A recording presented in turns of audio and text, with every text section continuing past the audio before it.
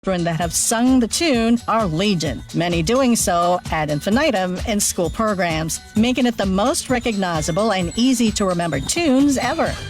Oh, naalala mo pa ba? Ilang gulay ang binabanggit sa Bahay Kubo? Can you name them all? Yan ang Pinoy Kultura because our culture is cool. Paano nga ba mag-register para magkaroon ng schedule sa Bagong Pilipinas Presidential Action Center? Narito ang mga dapat gawin. Gamit ang iyong mobile device, pumunta sa eGov.ph app. Pwede itong i-download mula sa Apple App Store o sa Google Play Store. Gumawa ng account. Ilagay ang email address, valid mobile number, pagkatapos ay makakatanggap ka ng one-time code sa iyong email. Gamitin ang code sa eGov app para sa verification ng iyong account at ng mga impormasyong ibinigay. Congratulations! Meron ka ng eGov.ph app account. Pwede mo na ma-access ang iba't ibang serbisyo ng gobyerno kabilang ang mga serbisyo sa Bagong Pilipinas Presidential Action Center. Matagal nang mailap ang internet sa maraming lugar. May mga gurong handang magturo, mga batang puno ng pangarap, ngunit kulang sa internet connection. Kaya sa utos ni Pangulong Ferdinand Marcos Jr., kumilos ang Department of Information and Communications Technology at ang Department of Education para magkaroon ng internet ang mga paaralan sa mga liblib na lugar. Noong nakaraang linggo, dinayo ng Pangulo ang Island School sa Binuangan Elementary School sa Ubando, Bulacan para tingnan ang estado ng koneksyon. Nakita ng Pangulo, maayos na ang internet. May laptop at tablets na ngayon na dati mahirap makarating sa mga isla at liblib na komunidad. Ang buong budget ng DepEd na napapakinabangan ho ng lahat ng stakeholders mula Batanes hanggang Tawi-Tawi. Maging mga paaralan sa Basilan, dinayo ng DICT at unti-unting nagka-internet ngayon. Kasama po namin si Secretary Henry po. Si Sec. Asa na si Emis mo yata ang nagkakabit eh. I'm Mr. President, Secretary. In Basilan, 189 schools na binigay sa aming assignment ni Seksani, 172 na yung nakakabit.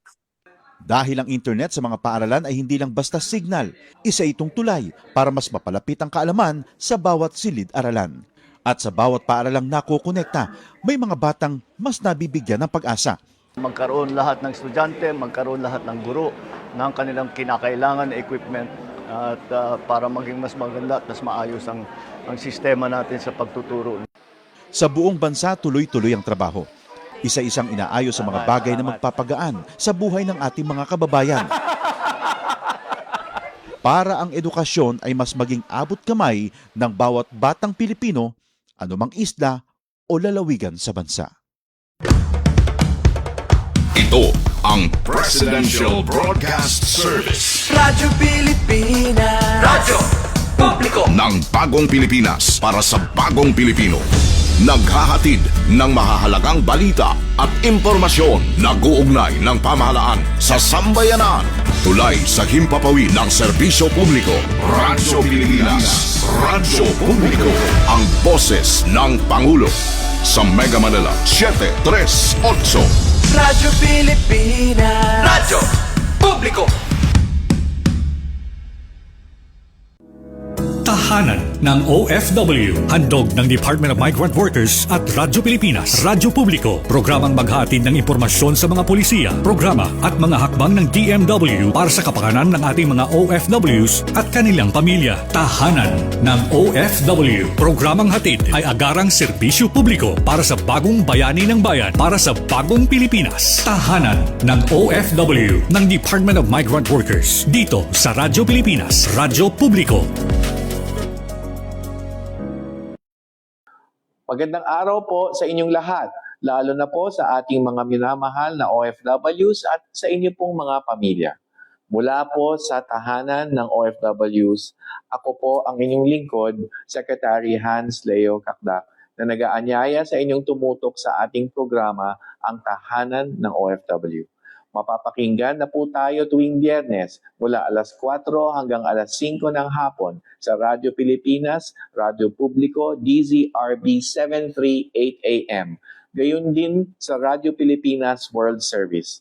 Sa pamamagitan nito, patuloy ang pag-aabot sa ating mga OFWs at sa pagpapabatid ng ating mga serbisyo at programa nasaan man sila, nasaan man po kayo sa iba't ibang panig ng mundo.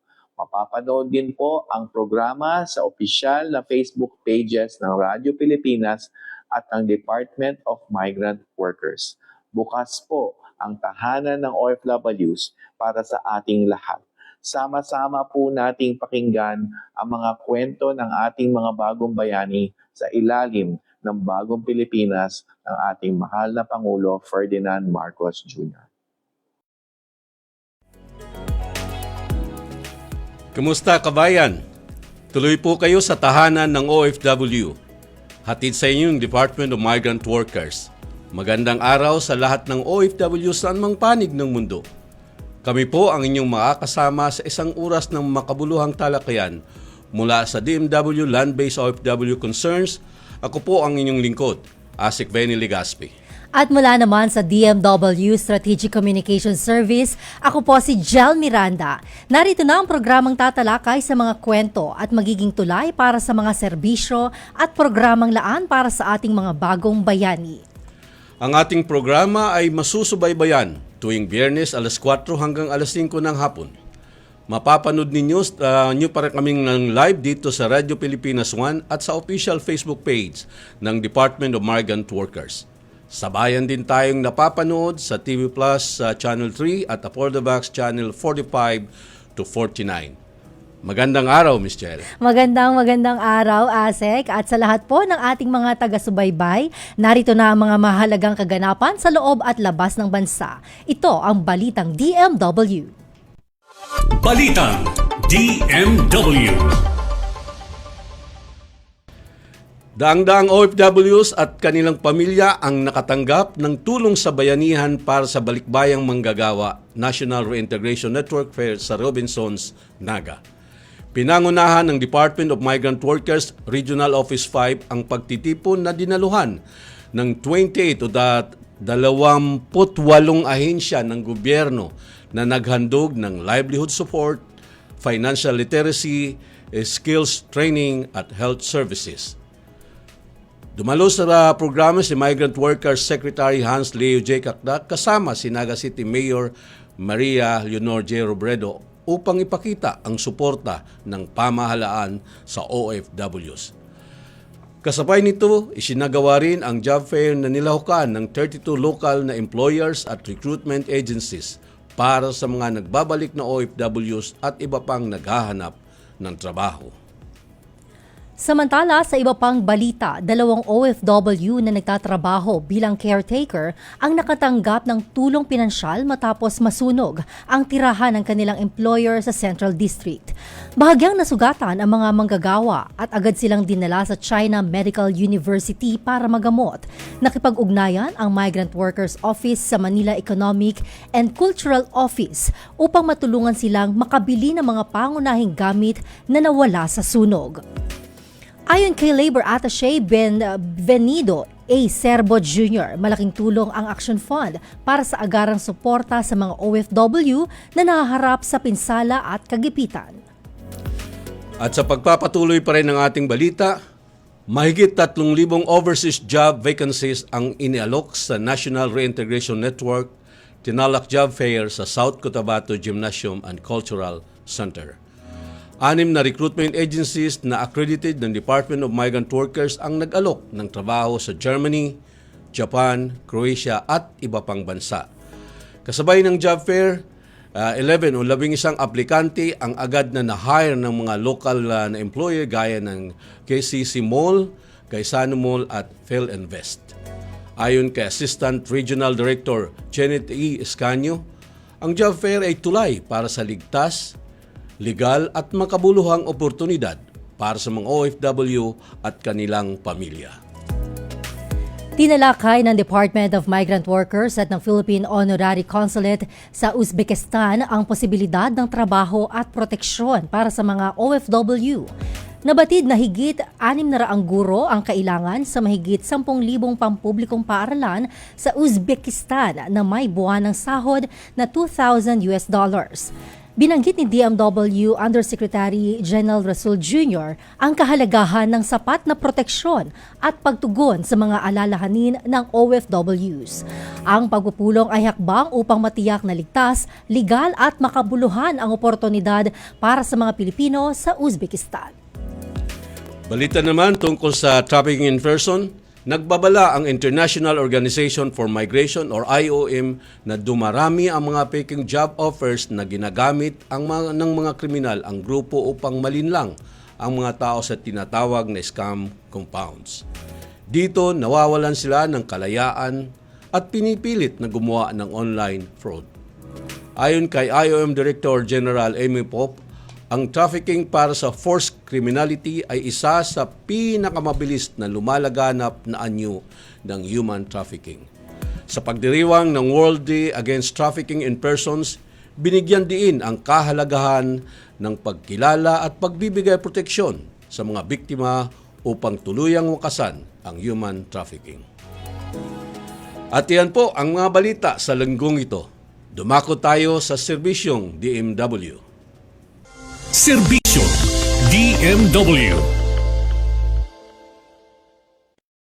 Department of Migrant Workers sa pagbibigay ng agarang tulong sa mga OFW na nakaranas ng iba't ibang pagsubok sa ibang bansa.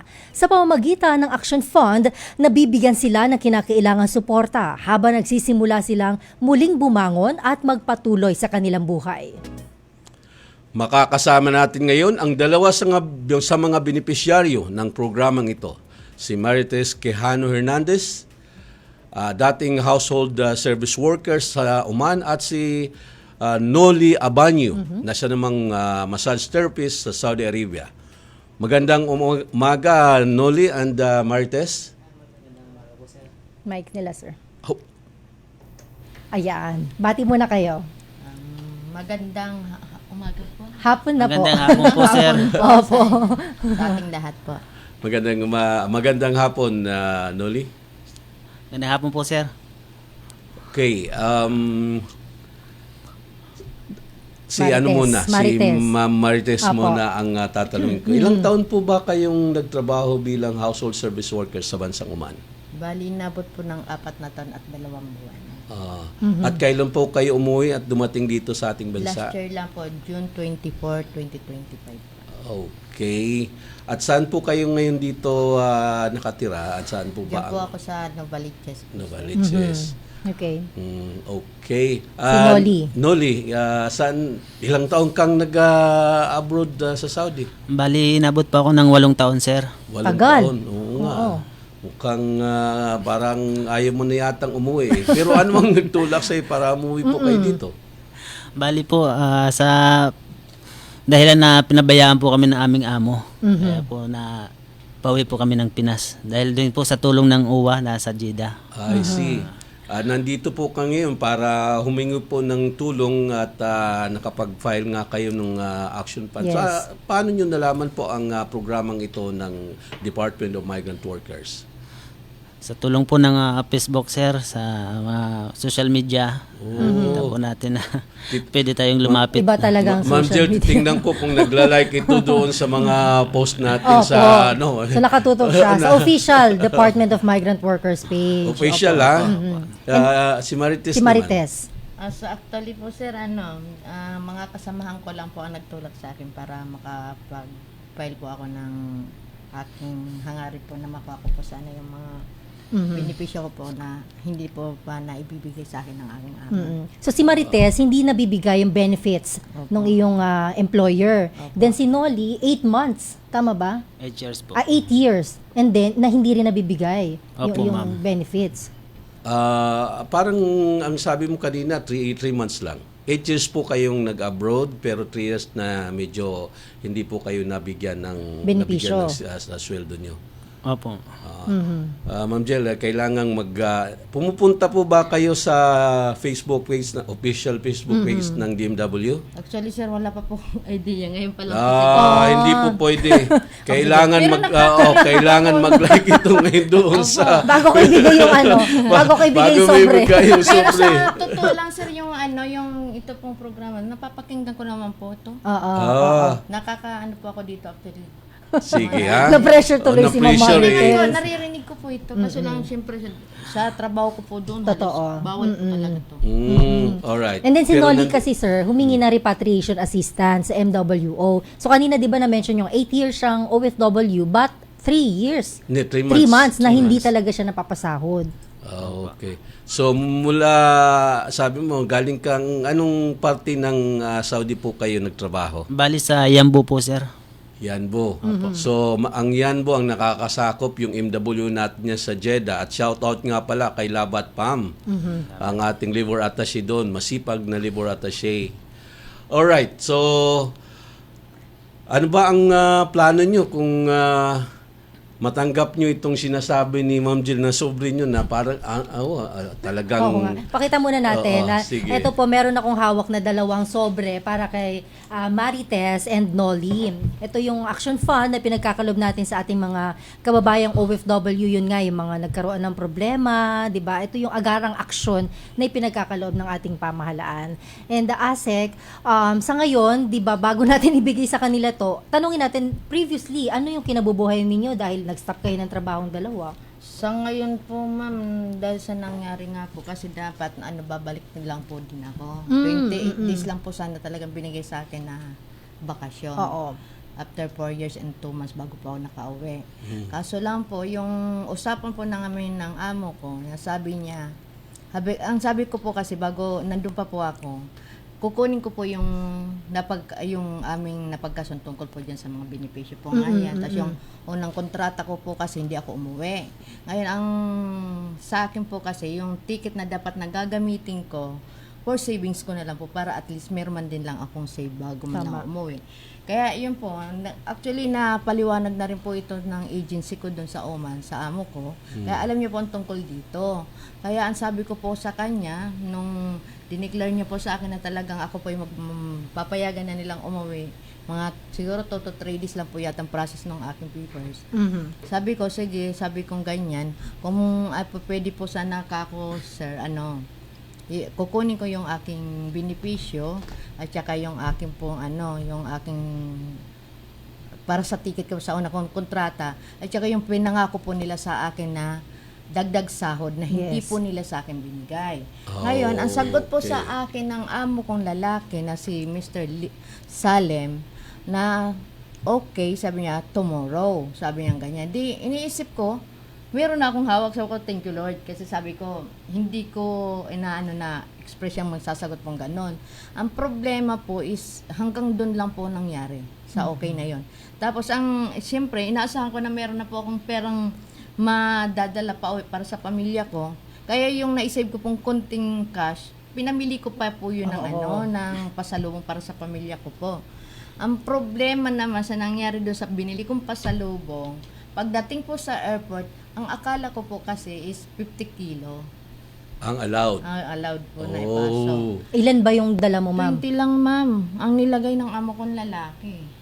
Tapos, yung hinihingi ko pang pera na talaga naman dapat po sa amin naman talaga na pagkasundan naman. Sabi ko, ito naman talaga karapatan ko. At ito ay bilang employer ko, obligasyon nyo. Di nagkaintindihan po kasi sa madalit salita, nagkaintindi po kami doon. Ang problema, pagdating po sa airport, wala daw po siyang dalang cash. Nagulat ako. Sabi ko, bakit pong wala kayo? Kasi uuwi ako, ito lang ang gagawin niyo sa akin. Walang-wala. As in, wala. Zero balance po talaga. Kasi, ang nangyari nga, doon sa pag-uusap namin na kukunin ko, sabi niya, okay, yung cash na tabi ko lang konti, binili ko pa pong pasalubong. Ang nangyari, naiwan pa sa airport dahil po doon sa timbang na nag-limit na. Okay. Ang bigat. Anyways, ASEC, ibigay na natin sa kanila. Itong para sa kanila. Mayroon po kayong makukuhang tulong po galing sa Action Fund. Ito po ay pondo na pinagkaloob po sa Department of Migrant Workers through the, sa ating Pangulo at saka of course yung Kongreso. Ano ba ang inisip mong paggagamitan yan, Marites? Baka naman maiwan sa airport yan. No, sir. Ito ang pinaka-importante po. Sa unang ako po yung nagpapasalamat sa tulong ito. At malaking tulong po talaga ito sa akin, sir, kasi simulat dumating po talaga ako sa amin, talagang wala po talagang magandang nangyari. Kasi wala po talaga. Ngayon, bilang gusto kong magpahinga, nandun yung mag-i-exam nila akong maglabada, ganito, ganyan. Dumating sa punto na pati estudyante ko talaga wala, sir. Kaya kumbaga parang kung paano lang para nang nangyari sa amin. Hanggang sa yung pong kunting na invest sa probinsya, hanggang sa naipamili ko, naibinta ko para lang po may magamit. Kasi nag-aaral po akong college. May 2 high school, may elementary pa po ako. 4 ang anak ko. Nag-aaral. Na yun po talaga sinusustentuhan ko. Okay. Sa ngayon, gagamitin ko po ito para sa negosyo. Sige. Ano namang negosyo yung pong nasa isip mo? Sa totoo lang, sir, nung bago po ako umalis, nagtitinda po ako dyan sa may, kasi ang labasan po namin is palengke. Nagtitinda-tinda po ako doon ng mga RTW, kung ano-ano po, mga fruits, mga prutas. Tapos minsan po kumukuha po ako ng mga tuyo sa probinsya. Ayun, okay. Tuloy na natin. Diretso na sa mensahe Message ng mo na lang, Ma'am Marites. OFW. Wag na lang iiwanan o kailangan sigurado bago uuwi ng Pilipinas. Yan. Ito po ang pinakamagandang pagkakataon. Kasi bilang isang OFW po talaga, masakit para sa aming manggagawa. Ang unang concern ko po dito is dapat naging updated po talagang isang empleyado sa mga ganun pong issue. Kailangan po talagang on the spot sinasabi po talaga sa employer. Kasi meron po kasing employer na tulad ng amo namin, umuo pero wala. Tapos dapat alam po talaga, from the start, dapat talaga nagkakaintindihan na. Hindi lang po dapat talaga sa kontrata. Yan po ang masasabi ko doon. At kasi, dapat nakatuon parati sa DMW ang tahanan ng OFW Facebook page. Yes, alright. sir. Sige, Noli, ikaw naman. Ano bang paggagamitan mo dito sa Action Fund na natanggap mo ngayon? Bali sir, papagawa ko po ng bangka para panghanap buhay. Ganda rin yun. Opo. Ayos yan. Bakit dati ka na bang naglalayag? Opo sir, sa probinsya po. Saan bang probinsya mo? Sa Bicol po sir, sa Sugon. Okay. Maganda dun Sige. Sige. So, ano naman ang mensahe mo sa mga nakikinig? Baka nandoon yung kaibigan mo pa sa yan mo, nakikinig sa iyo. Bali, wag ka nang mahiya. Sige, kaya mo yan.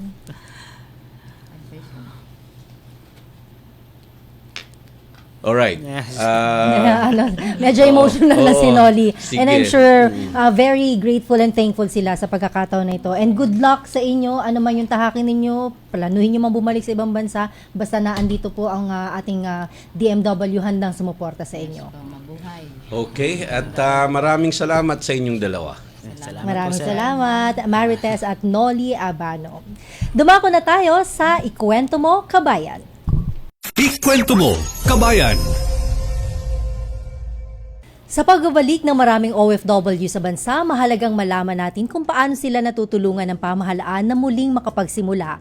Isa sa mga programang nagbibigay ng bagong pag-asa ay ang SPIMS o sa Pinas, Ikaw ang Mama't Sir program ng Department of Migrant Workers na nagbubukas ng oportunidad para sa mga dating OFW na maging guro dito sa Pilipinas. Ngayon, makakasama natin via Zoom ang isa sa mga benepisyaryo ng programang ito. Isang dating household service workers na ngayon ay ganap ng Teacher 1. Kilalanin natin si Ma'am Cheryl Mandam mula Surigao del Norte. Magandang araw, Ma'am Cheryl. Hi, Ma'am. Magandang araw po, Asek. Magandang araw po, Ma'am. Ma'am Cheryl, maaari nyo bang ikwento kung paano nagsimula ang inyong paglalakbay, ang inyong journey bilang OFW at ano ang nagtulak sa inyo ng mga ibang bansa? Kasi po, Asik, yung papa ko namatay noong 2019. Tapos, kakaano ko lang din ng yung LET, kakapasok ko lang din sa LET, kakapasa. Tapos, malaki yung nagastos namin sa hospital, almost 1 million yun, or 800 something. So, wala akong maiambag kasi ang trabaho ko noon ay barangay secretary po. Tapos ang sahod ko po ay 3,000 pesos lang. So, hindi talaga ako makapagbigay ng abono sa paggasto sa ospital ng papa ko. Kaya naisipan kong mag-abroad kasi gusto kong abono sa mga gastusin namin noong namatay yung papa ko po. Okay, pero yung pagiging domestic helper mo o household worker, gaano kahirap o ano yung pinakamahirap na bahagi na talaga na-experience mo? Sa akin lang po, ma'am, yung yung mamimiss ko talaga yung pamilya ko. Homesickness. Kasi yung trabaho ko po doon, nagbabantay lang ako ng bata at saka dalawang mag-asawa, yun lang talaga yung trabaho ko, yung bata. Saka yung amo ko, maswerte din ako sa amo ko kasi binibigyan nila lahat, saka maalaga sila sa akin. Basta lang po, maalagaan ko yung bata nila. Yun lang po yung pinaka-importante sa kanila. Okay. Nung umalis po kayo dito sa atin, may pamilya na po ba kayo? Mayroon po ba kayong anak or asawa? Yes po, Sir Asik. May na po ako, may 3 anak na po ako. At saka isang nagbibinata, isang nagdadalaga, at isang grade 2 years old pa talaga siya nung nagpunta ako sa abroad. Paanong adjustment ang ginawa mo? Siyempre, may mga nagbibinata, may nagdadalaga, minsan nandiyon yung kaba ng nanay. Ano kaya ang nasa transition age na yan. Paanong ginawa mong adjustment nung pumunta kayo ng Hong Kong? Yun po talaga, Asik, ang hirap eh. Yung mamimiss mo talaga, at saka yung binabantayan ko doon, tinuturuan ko ng magbasa, samantalang yung anak ko dito, walang magtuturo masyadong magbasa. Kaya yun yung mahirap sa akin. Parating umiiyak, tapos nangungumusta. Minsan, pag hindi makausap yung mga anak, umiiyak na rin kasi namimiss mo talaga yung mga anak mo. Oo nga. Okay. Yun yung mga experience ko sa Hong Kong. Yung ang hirap talaga ng mamimiss mo ang pamilya mo. At dahil na-miss mo yung pamilya mo, bumalik ka dito, paano mo nalaman yung SPINS program? Yes po, kasi po, late passer na po ako ng 2019 pero hindi ako nakapag-apply. So, ako sa Star Balita po. Nag-enroll ako ng seminar for magpa-ranking sana ako. Doon, yung speaker nagsabi na, may mga OFW ba dito? Tapos, nag-hands up ako, sabi ko, yes sir, ako galing Hong Kong. Sabi nung speaker, good luck ma'am, congratulations, magiging teacher ka na talaga. Di, ako, parang, na-amaze ako, ha? Bakit, sir? Tapos sabi niya, sa Pinas, ikaw ang ma'am at sir. Programa yan ng gobyerno. Yun ang sabi ng speaker sa amin. So, nang nalaman mo yun, talagang sigurado ka na. Paano ka ba nag-apply? Mabilis ba? Mabilis na proseso lang kung paano ka na kumontak, of course, sa NRCU yan, dito sa DMW. Pero paano ba ang naging proseso? Para lang sa mga nakikinig na mga kagaya mong nandong pa sa ibang bansa at pasado naman ang licensure examination for teachers. Yes sir, yung talaga, nagpunta ako doon sa OWA ng Butuan. Nag-inquire talaga ako doon kung totoo ba talaga yung programa. Tapos sabi ng taga-OWA doon na, ma'am, mag-apply ka lang online at saka magre-reply naman sila. So, nag-apply ako online, binigyan nila ako ng link kung paano mag-apply, nag-apply ako doon online, saka bigla, mga after 1 day lang po, nag-reply na agad yung, yung SPIMS. Yung SPIMS mismo yung nag-reply sa akin na part na talaga ako ng batch 48 po. Yun. Sigurado ka bang one day? Alam ko yata, nag-email ng umaga, sa hapon na... May reply agad. Oo, 1 day rin pa rin yun eh. Within 1 day, within that day. Gabi na kasi ako, sir, nakapagbukas. Kaya kinabukasan na, Asik. Oo. Umuwi pa ako dito sa Surigao. Tama. Pero Ma'am Cheryl, para sa inyo, gaano kahalaga na meron tayong ganitong klase ng programa para sa mga OFW, sa mga teachers nga na nais na bumalik dito para makapagpatuloy ng pagtuturo? Ma'am, mahalaga po ma'am kasi po ma'am, ang pamilya po talaga ang pinaka-the best na ng tao eh. Yung sandalan ng tao. Kasi sa programang ito, na ako ulit sa pamilya ko, nabalik ako ulit sa pamilya ko, na tuturuan ko na yung mga anak ko, at saka lalo na yung mga nagbibinata at nagdadalaga ko po. Nagagampanan ko na po yung pagiging ina ko sa kanila po. Ayun. Okay, para sa kapwa ng of course, OFW na nagdadalawang isip pa rin umuwi at sumubok mula sa Pilipinas, ano ang mensahe o payo ninyo para sa kanila? Lalo na dito sa reintegration program, employment facilitation na SPIMS, or sa Pinas, ikaw ang ma'am at sir. Ay na po mga ma'am and sir, umuwi na po kayo sa Pilipinas kung gusto niyo po makasama niyo po ng buo ang pamilya niyo, at saka magampanan po natin ang pagiging ina sa ating mga anak. Umuwi na po kayo. Kasi maganda po magturo na lang dito at saka kasama po ang pamilya po. Tama, ayun. Yes, yun ang dapat talaga. Importante, di ba? Makasama muli ang pamilya. Hindi ko na siya tatanungin kung nagla-like siya doon sa Facebook page natin. Kailangan kasi, ng proof.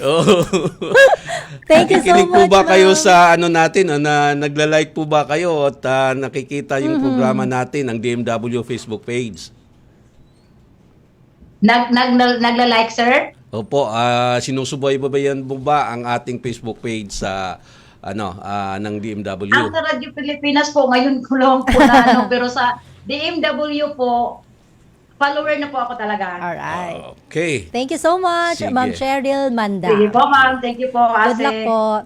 At sa aming pagbabalik, makakasama naman natin ang Assistant Secretary for Adjudication Services and Regional Operations ng Department of Migrant Workers, ASEC Jerome Alcantara, para pag-usapan kung paano nga ba pinalalakas ng DMW ang mga regional at provincial offices, ang kampanya laban sa illegal recruitment at iba pa. Huwag kayong aalis, magbabalik pa ang tahanan ng OFW. Para sa bagong bayani ng bayan, tahanan ng OFW para sa bagong Pilipinas. Magandang araw, si Dingdong Dantes po ito. Binahaba ang bahay mo. May simple checklist ako para sa'yo. Una, check your outlets. Tignan kung walang cable na basa o nakababad sa baha bago buksan ang main switch. Pangalawa, check your surroundings. I-check kung may mga naipong tubig sa mga paso o gulong o iba pang maaaring bahaya ng lamok para maiwasan naman ang pagkalat ng dengue. And last, but definitely not the least, i-check ang sarili at ang pamilya. Kumonsulta sa health center o sa inyong doktor kung may nararamdamang sakit. Check, check, check! Ingat always, mga kababayan. #panatag ang may alam. Maging panatag Pilipinas.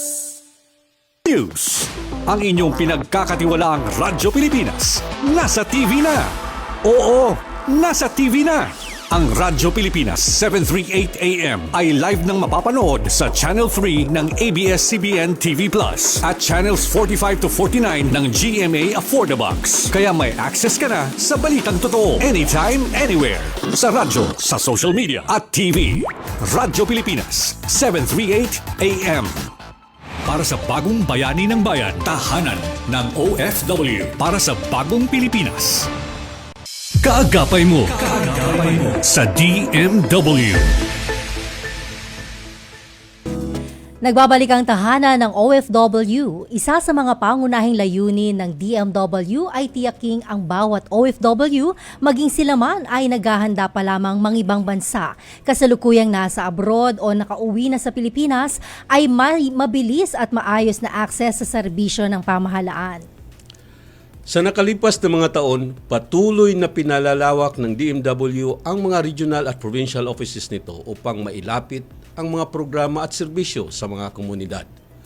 Kasabay nito ang mas pinaigting na kampanya laban sa illegal recruitment at human trafficking, pagpapalakas ng reintegration ng mga umuuwing OFW at mas matibay na pakikipagtulungan sa mga lokal na pamahalaan at iba pang katuwang na ahensya. At upang bigyan tayo ng pinakahuling update tungkol sa mga inisyatibong ito, makakasama po natin dito sa ating studio, Assistant Secretary for Adjudication Services and Regional Operations ng DMW, ASEC Jerome Alcantara. Hi sir, magandang hapon. Gandang hapon, Ms. Jel. Gandang hapon, ASEC Benny. Gandang hapon sa ating tagapakinig. Sir ASEC Jerome. Gaano kahalaga ang inyong tanggapan sa paghahatid ng serbisyo at proteksyon sa ating mga OFW at kanilang pamilya? Sa amin po sa Adjudication Service and Regional Operation, taglay po namin yung bilin ni Secretary Hans Leo J. Cacdac, po, na kapag OFW at kanilang kapamilya, red carpet, hindi red tape. Ang amin pong opisina, ang una po katulong sa pamamagitan po ng ating mga bureaus, yung Migrant Workers Protection Bureau, Adjudication Bureau, at yung ating mga regional offices. Tayo po bantay laban sa illegal recruitment at trafficking mula sa pagsisiyasat, sa investigasyon, sa pagpigil nito, sa prevention, hanggang sa prosecution, pangangalaga sa mga biktima. Nakaalalay po tayo dahil para sa atin po, yung justisya hindi dapat na hinihintay lamang, dapat aktibo nating hinahanap ito. Pangalawa po, yung tinitiyak natin na may access to justice and grievance yung ating mga OFWs, at yan po yung ginagampanan natin sa ating adjudication services. At I think ito yung paksa natin ngayon, yung katulong po kami ng ating mga regional offices, nagbibigay kami ng suporta para doon sa kanilang inisyatibo para mapalawig po yung serbisyo ng DMW nasaan man yung OFW sa loob ng Pilipinas. And speaking of regional offices, ano na asik yung status ng mga itinatayo natin sa bawat rehiyon? Ang ating mga regional offices, 16 na regional offices na yung matagumpay nating naitayo, and we're very proud of our regional offices dahil very welcoming, makuntahanan talaga ng OFW yung ating mga ROs. Bukod doon, dahil alam natin yung mga regional centers medyo malalayo pa rin doon sa ibang mga lugar, kaya nagtayo rin tayo ng 18 provincial offices all over the country, 5 satellite offices, 11 one-stop shop processing centers na kasama yung mga ibang mga partners natin in government para yung OFWs hindi na maglilipat-lipat ng opisina. Nandun na lahat ng mga pangangailangan nila. Nandun din tayo sa airport sa pamamagitan ng Migrant Workers Assistance Centers natin. So 7 international airports, meron tayong mga tao from our regional offices na nagbibigay ng gabay at tumutulong doon sa mga OFWs na nagkakaroon ng problema. Paalis man sila ng bansa o di kaya pabalik sila. At meron din tayong mga airport OFW lounges. Ang bagong naitayo po natin yung inilunsad lang last week ni Secretary Hans sa Davao. Meron din tayo sa Zamboanga, meron tayong mga naunang naitayo rin po sa NAIA Terminal 1 and Terminal 2 at sa Mactan Cebu International Airport dahil alam natin yung airports, dyan nagsisimula yung biyahe ng mga OFWs at madalas doon din nagtatapos kaya nandun yung DMW para po umagapay pa rin sa kanila. Matanong ko lang, Asek, kasi nabanggit nyo na maliban sa mga regional offices, nagkakaroon din tayo ng opisina sa mga provincial. Paanong ang proseso ng pag-re-recruit, pagpupuno ng mga staff doon? Mayroon bang sapat na staff ang atin pong mga regional and provincial offices? Yeah, to be honest, Asek, sa ngayon, nasa 70%, more than 70% na yung staffing natin. Pagdating doon sa mga regional offices natin, kulang pa rin yon. Pero nagiging creative yung ating mga regional offices. Nagpapatulong tayo sa ating mga local government units, and we would like to thank yung mga local government units natin dahil sila mismo naglalagay sila ng tao doon. At may mga local government units din na hindi lang basta tao o kaya opisina yung binibigay. Sila mismo nagtatayo na ng sarili nilang opisina na dedicated for OFWs and their families, katulad nung aking syudad, yung syudad na kung saan tayo ngayon, yung Quezon City, may ordinansa ngayon sa Quezon City na inihahanda para magkaroon ng dedicated na Migrant Workers Resource Center na kahilera ng peso. May mga permanente mga tao, mayroong mga resources. Kaya't habang pinupunan natin yung ating human resource requirements, yun, nagiging creative tayo dahil hindi nakakapaghintay yung hindi dapat naghihintay yung mga OFWs natin. Kaya't habang binubuo natin ang lahat ng ito, naghahanap tayo ng malikhaing pamamaraan sa pamamagitan ng ating mga partnerships. Ayun. Pero Asek, di ba, nilalapit talaga natin sa mga OFW kaya nandyan ng regional offices, provincial offices, pero may ilan pa ring hinaing na malayo talaga sa ilan. So paano natin na-actionan yun? Una, meron tayong digitalization effort sa ating mga opisina, yung BM online natin, nandiyan naman, matagal na. So yung mga balik manggagawa, di na kailangan na pumunta ng opisina. Nabanggit ko yung mga one-stop shop centers natin. Nandun sila. Wala sila sa mga regular offices, nasa mall sila. doon sa mga malalaking mga malls all over the country, nandun yung mga opisina natin. Kaya hindi nagsisiksikan sa regional offices natin. Sa mga comfortable spaces, meron tayong mga presence doon. Pangatlo, nagsasagawa tayo ng mga service caravans, no? Yung may mga service missions, yung mga regional offices natin, pupunta sila sa Catanduanes, halimbawa, na syempre napakalayo, napakahirap pumunta doon sa Masbate, sa ibang mga isla, para tiyakin na kung hindi man sila makakapunta sa atin, tayo yung pupunta sa kanila. Asik, madagdag ko lang, nung 2 weeks ago kasi, nandun ako sa Region 1. At tama po yung sinasabi nyo na yung mga local government unit, sila na po ang lumalapit para magkaroon ng opisina. Like, nagkaroon ng convergence ng 10 bayan na under po ng lawag na nakipag-MOA sa Region 1 Director natin, Ilocos Norte, with no less than Governor Cecilia Aranita Marcos ang kapirmahan doon.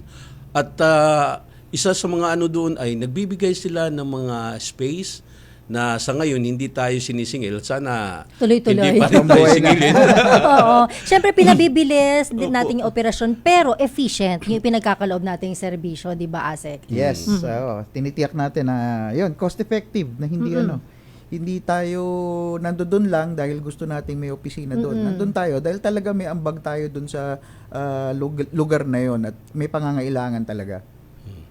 Paano natin maisala sa larawan po yung migration train, yung malawakang paglalarawan sa mga region natin? Napakahirap na tanong yan, Asek, pero hindi natin masasagot yan sa loob ng sa loob ng 10 minuto. Pero just to give us a general picture, kung pagdating sa deployment ng mga land-based workers, pinakamarami pinanggagalingan Region 4A, NCR, tsaka Region 3. Pagdating naman sa sea-based, 4A pa rin, NCR, Region 3, pero nandun na rin yung Region 6 tsaka Region 7. Kaya't yung ating regional office sa Region 6, pag may nangyayaring sakuna doon sa mga OFWs na tripulante natin, sila yung nakaagapay. Nandun kaagad sila, dumadalaw tayo doon sa mga pamilya nila para i-assure sila na nandun yung DMW para suportahan sila. Bukod doon sa trend na yun sa deployment, na yun yung mga top country destination, source areas natin, binabantayan din natin yung seasonal work program for Korea dahil maraming mga LGUs na nakikipag-enter into partnership with the Korean LGUs. Nung bago pumasok yung DMW, nakakaroon ng mga problema yung mga workers na yon. So we asked the regional offices also to help out and to step in. Sila tumutulong sa pag-interview sa mga workers, pag may mga reklamo, tumutulong sila sa pagtanggap, ni-evaluate nila yung mga local government units kung ginagawa ba yung trabaho nila. So, nandun din tayo sa seasonal workers program. Bukod doon, may mga regions sa special concerns, like Zamboanga and Palawan, dahil backdoor exit sila. Ibig sabihin, kung merong gustong magpalusot ng illegal recruitment tsaka trafficking, dinadaan sa Palawan, sa mga pier doon, o di kaya dinadaan sa Zamboanga, o di kaya sa Tawi-Tawi. Kaya't nandun yung mga regional offices din natin at pinupunan yung pangangailangan na yun ng proteksyon doon sa mga inilulusot sa mga irregular na pamamaraan. And dito naman nakaraang buwan, Asek, sunod-sunod yung ating repatriation, di ba? O reintegration doon sa ating mga repatriation doon sa mga OFW, lalo na yung mga victim ng Middle East crisis. Ano na po yung status nila? Tuloy-tuloy yung ating ginagawa, yung sa pamamagitan ng opisina ni Asek Kiko de Guzman, yung National Reintegration Center for OFWs, tuloy-tuloy po yung pagbibigay ng reintegration services sa kanila. At naitayo na po yung halos lahat ng regional reintegration networks at the regional level. So kung ano yung ginagawa sa national, ginagawa din po sa local, nagsasama-sama. Ayon na rin po sa direktiba ng ating presidente na lahat ng mga branches ng gobyerno, lahat ng mga sangay ng pamahalaan, dapat nag-aambag para sa reintegration. Ang magandang balita dito, hindi lang national government agencies, nasaksihan ni Asik Benny, meron tayong mga local government units na sila mismo nagbibigay ng ayuda doon sa mga umuuwi ng mga OFW sa pamamagitan na rin syempre ng pakipagtulungan with DMW at yung kapatid natin from OWA, wag natin kakalimutan dahil ang laki rin ng ambag ng OWA doon sa reintegration ng ating mga OFWs at active din yung Committee on Alternative Labor Markets. No? Tumutulong din yung mga regional offices natin doon sa aspeto na yun. Asik, nabanggit mo kanina, siyempre yung Region 6 ay nandoon yung karamihan ng mga kasamahan natin na naglalayag. Yeah.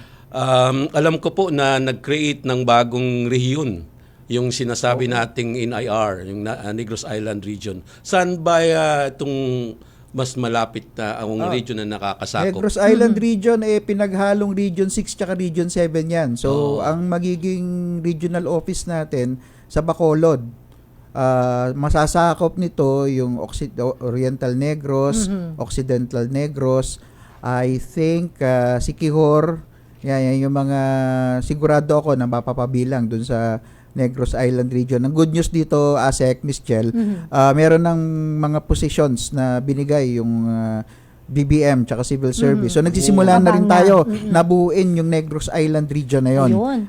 Mas mapapalapit yung serbisyo, lalo na dahil ang daming mga taga Bacolod, ang daming mga taga Siquijor, ang daming mga taga Oriental Negros, at gusto rin natin na maramdaman nila yung kalinga ng DMW. Tama.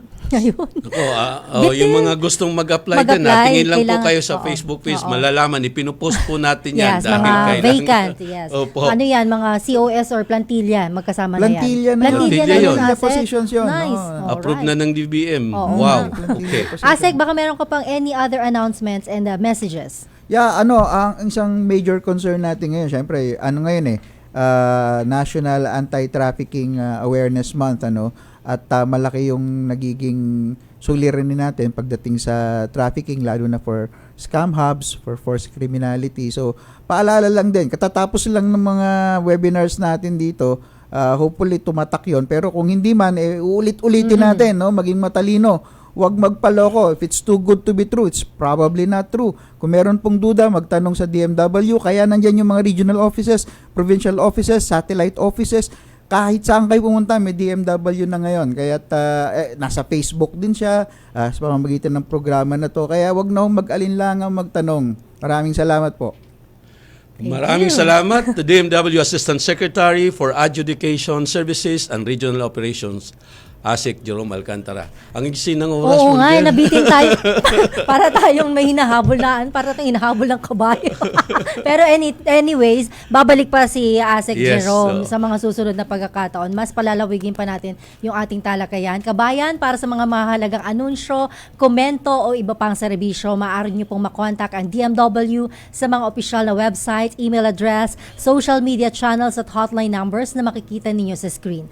Amin pong pinahahalagahan ang inyong mga feedback para higit namin kayo mapaglingkuran. At yan po naging kabuuan ng ating programa. Muli nyo kami samahan sa susunod na Biyernes, alas 4 hanggang alas 5 ng hapon. Mula sa DMW Strategic Communication Service, ako po si Jel Miranda. At mula naman sa DMW Land-Based OFW Concerns, ako ang inyong lingkod, ASEC Benny Ligaspi. Patuloy na maghatid ng makabuluhang talakayan para sa ating mga bagong bayaning OFWs. Ito ang tahanan ng OFW.